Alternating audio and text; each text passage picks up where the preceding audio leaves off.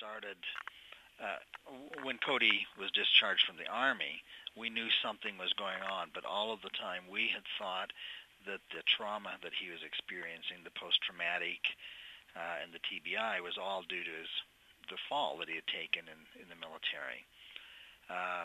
We didn't really know anything, though his condition continued to worsen. He was in therapy at the VA.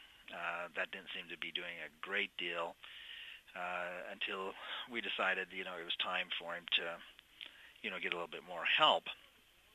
But prior to that, Cody came to us, and it was probably about 6 months before Cody passed away that he came to us and he said,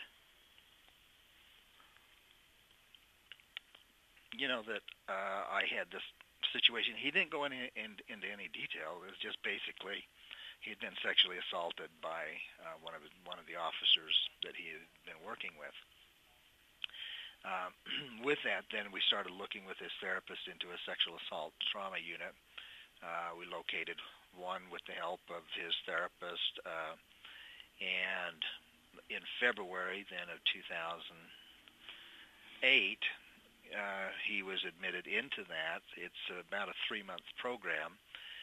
There were, I believe, about 17 other men there who had been sexually assaulted. In different parts, in different military. There were Vietnam vets, some more recent vets. And during the course of his treatment, they had them write out what the assault was. In fact, they wrote it out multiple times, so I have multiple copies of that, each one, basically telling the same story. But on my birthday,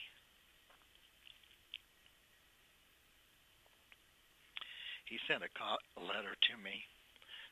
Didn't want his mom to read it because of the details in it, and explained in pretty good detail what had happened that night.